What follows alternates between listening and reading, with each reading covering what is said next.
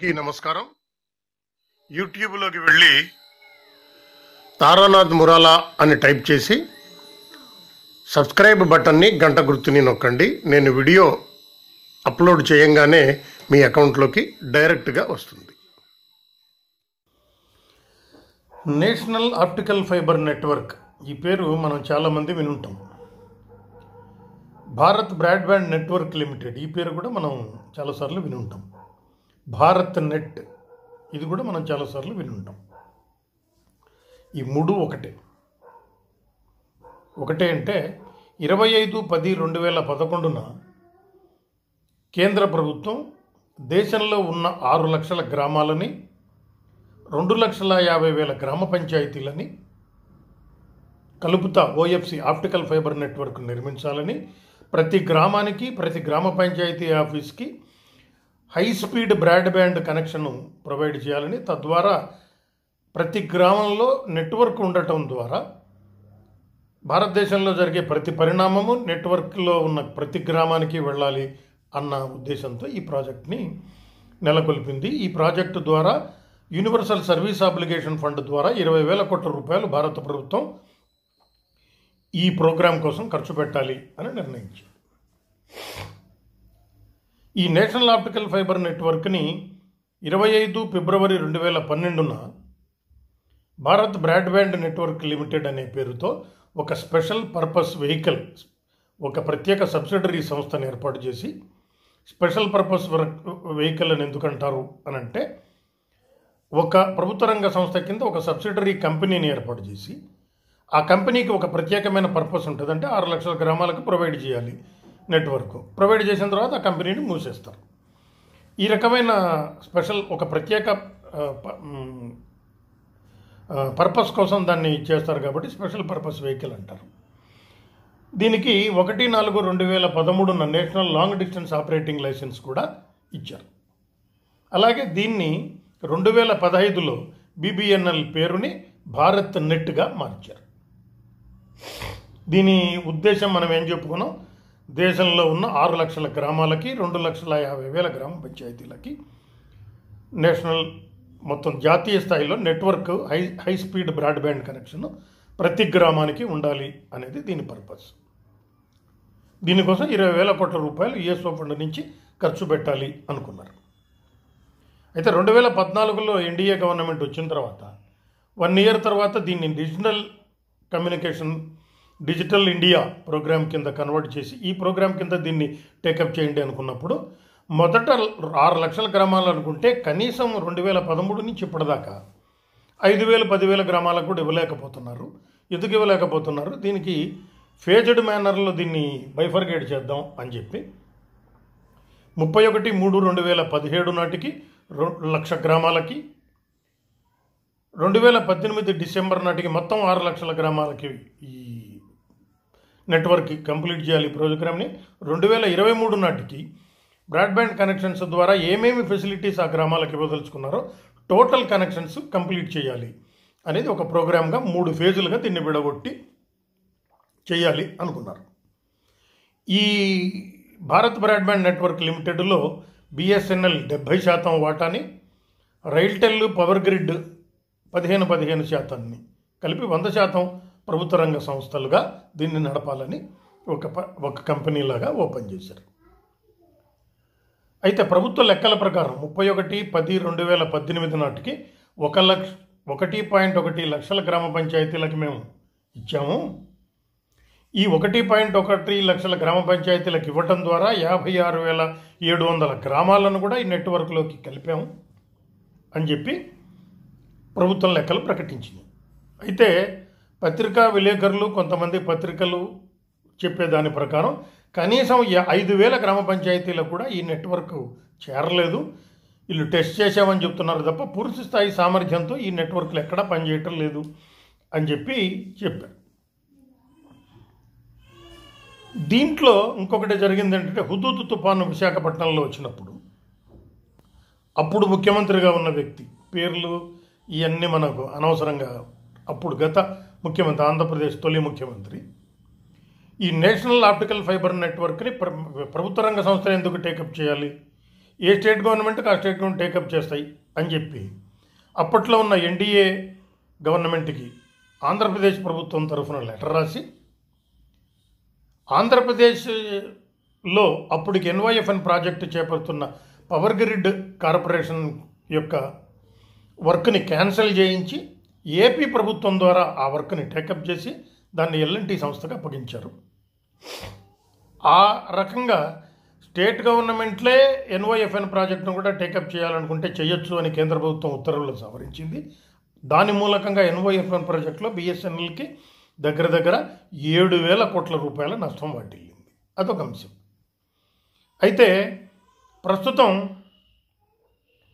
ఈ ఎన్వైఎఫ్ఎన్ project Bharat net ప్రాజెక్ట్ని దీని యొక్క ఖర్చు 20,000 కోట్ల నుంచి 42,068 కోట్లకి చేరింది. దీన్ని ఎలా యుఎస్ఓ ఫండ్లో ఉన్న సగం డబ్బులు దీనికే అయిపోతే ఎట్లా మనము దీన్ని ఏం చేయాలి అని చెప్పి డెలైట్ కంపెనీకి ఒక రిపోర్ట్ ఇమ్మని కేంద్ర ప్రభుత్వం ఆదేశించింది. డిజిటల్ కమ్యూనికేషన్స్ కమిషన్ ఆధ్వర్యంలో డెలైట్ కమిటీ ఒక నివేదిక ఇచ్చిన తర్వాత దాని మీద కూర్చొని డిసైడ్ చేసింది ఏంటంటే, ఇప్పటి వరకు కంప్లీట్ చేసిన ప్రాజెక్టులు ఓకే, వర్క్కి ఎంతవరకు కంప్లీట్ అయిందో అంతవరకు స్టాప్ చేసి మిగతా కంప్లీట్ కావాల్సిన వర్క్ని పబ్లిక్ ప్రైవేట్ పార్టిసిపేషన్తో పీపీపీ పద్ధతిలో మొత్తం వర్క్ని కంప్లీట్ చేద్దాం. దీన్ని ఎలా పీపీపీ పద్ధతి తయారు చేయాలి, రివైజ్డ్ ఫైనాన్షియల్ ప్లాన్ ఆర్ఎఫ్పి అంటారు. రివైజ్డ్ ఫైనాన్షియల్ ప్లాన్ ఎలా తయారు చేయాలి, వీళ్ళకి ఎలా ఇవ్వాలి అనేది ఒక డ్రాఫ్ట్ తయారు చేయండి అని చెప్పి డిజిటల్ కమ్యూనికేషన్స్ కమిషన్ 11/5/2020 మొన్న మే 11వ తారీఖు 2020లో ఒక సమావేశం నిర్వహించి దీన్ని పీపీపీ మోడల్లో ఎలా తయారు చేయాలి అని చెప్పి ఇచ్చింది. దీనికి ముందుగా ఎక్స్ప్రెషన్ ఆఫ్ ఇంట్రెస్ట్ అంటారు. అంటే ఎవరన్నా ఈ ప్రాజెక్ట్ని చేపట్టదలుచుకున్న వాళ్ళు మీరు ఎలా చేపడతారు, ఎట్లా చేస్తారు అనేవాళ్ళు మీ యొక్క ప్రపోజల్స్ని మా గవర్నమెంట్కి ఇవ్వండి, డిజిటల్ కమ్యూనికేషన్స్ కమిషన్ దీన్ని పరిశీలిస్తుంది అని జనవరి 2020 ఎక్స్ప్రెషన్ ఆఫ్ ఇంట్రెస్ట్ కావాలంటే ప్రైవేట్ వ్యక్తులు ఎవరన్నా దీన్ని టేకప్ చేయాలంటే రండి అని చెప్పి ఇచ్చారు. దీన్ని ఏం డిసైడ్ చేశారు, అసలు డిలైట్ కమిటీ ఏం రికమెండేషన్ ఇచ్చింది అని అంటే, ఇప్పటి వరకు దాదాపు 1,1.1 గ్రామాలకి ఆల్రెడీ వర్క్ కంప్లీట్ చేశాం అంటున్నారు. ఇంకా దాదాపు 2,50,000 గ్రామ పంచాయతీలు, ఈ గ్రామ పంచాయతీల కింద గ్రామాలు ఉంటాయి. దాదాపు 1,00,000 గ్రామ పంచాయతీలకు మీరు ఇస్తే ఇంకా 1,50,000 గ్రామ పంచాయతీలకు ఇవ్వాలి. ఆ లెక్కన ఇంకొక 5,00,000 గ్రామాలకు దాదాపు 4,00,000 గ్రామాలకు దాదాపు మీరు ఈ ఇంటర్నెట్ కనెక్టివిటీని, బ్రాడ్బ్యాండ్ కనెక్టివిటీని ఇవ్వాల్సి ఉంటుంది. ప్రైవేటు వ్యక్తులు ఈ వర్క్ని కంప్లీట్ చేసి వాళ్ళకి ఎప్పటిదాకా ఈ వర్క్ని కంప్లీట్ చేయాలో ఒక టార్గెట్ డేట్ ఫిక్స్ చేసి, అవసరం అనుకుంటే యుఎస్ఓ ఫండ్లో ఈ ప్రైవేటు వ్యక్తులు ఎవరైతే ఈ వర్క్ని కంప్లీట్ చేస్తున్నారో వాళ్ళకి కొంత పెట్టుబడి ప్రభుత్వమే ప్రభుత్వమే పెట్టుబడి పెడుతుంది, సహాయం అనే పేరుతో చేసి ఈ గ్రామ పంచాయతీలలో ఉన్న ఇంటర్నెట్ కనెక్టివిటీ మెయింటెనెన్స్ కానీ, దానికి వచ్చే ఫాల్టులు కానీ, దాని యొక్క నిర్వహణ కానీ, దాని మీద వచ్చే ఆదాయాన్ని కానీ మొత్తం మెయింటెనెన్స్ అంతా ఈ ప్రైవేట్ వ్యక్తులే చూసుకుంటూ, దాని మీద వచ్చే ఆదాయంలో కొంత పర్సెంట్ ప్రైవేట్ వ్యక్తులు, కొంత పర్సెంట్ ప్రభుత్వము తీసుకుని ఈ ప్రైవేట్ వ్యక్తులకు వచ్చే ఆదాయంలో ఈ పెట్టుబడిని రీపే చేద్దాం. వీళ్ళకి ఈ పీపీపీ పద్ధతిలో వచ్చిన ఏదైతే మనం కాంట్రాక్ట్ ఇస్తున్నామో అది 20 ఏళ్ల కాలానికి ఈ బ్రాడ్బ్యాండ్ భారత్ నెట్ నెట్వర్క్ని నిర్వహణ ప్రైవేట్ వాళ్ళకి అప్పగిచ్చేద్దాం. ప్రైవేట్ వ్యక్తులు, గవర్నమెంట్ కలిపి దీన్ని నిర్వహిస్తాయి. అయితే గవర్నమెంట్ ఏమీ నిర్వహించదు, మొత్తం టోటల్ ప్రాజెక్టు నిర్వహణ అంతా ప్రైవేట్ వ్యక్తులే నిర్వహిస్తారు.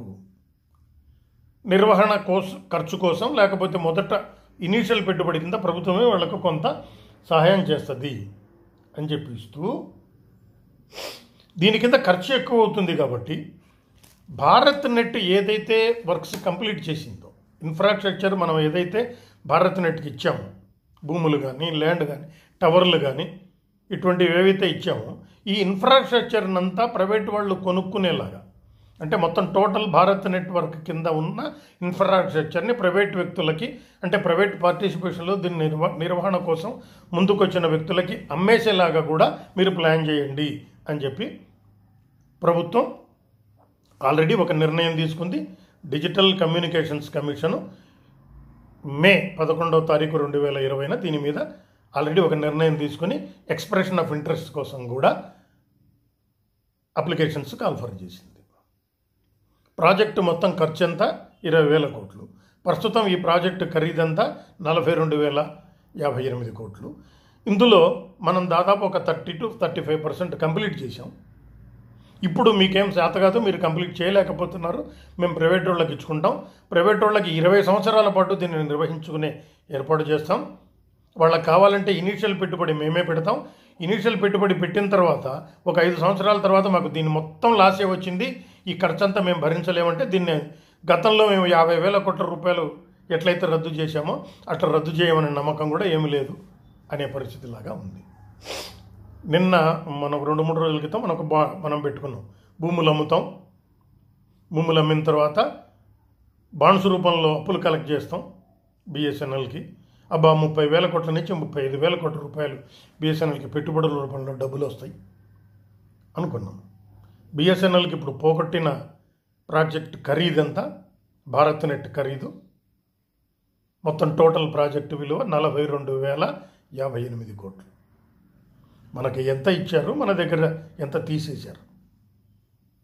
ఏ యూనియన్ అసోసియేషన్ ఈ విషయంలో ఇన్వాల్వ్ అయింది? ఇది కరెక్ట్ కాదని ఎవరు చెప్పారు? కనీసం జనాలకో వెబ్సైట్లలోనో వాట్సాప్లోనో ఎవరికన్నా మనం దీన్ని ఎడ్యుకేషన్ చేయగలిగామా? మనకు మనం ఇంట్రాస్పెక్ట్ కావాలి. మన జీతాలు ఎప్పుడు వస్తాయి, మన డీసీఆర్జీ అమౌంట్ ఎప్పుడు వస్తుంది, మన పెన్షనరీ డబ్బులు ఎప్పుడు వస్తాయి? మనం 40 ఏళ్ళు సర్వీస్ చేసిన సంస్థకే ఎసరొచ్చే పరిస్థితులు కల్పించబడుతున్నాయి ఒక పక్క. ఇది కూడా మనం ఆలోచించాల్సిన అవసరం ఉంది అనుకుంటా.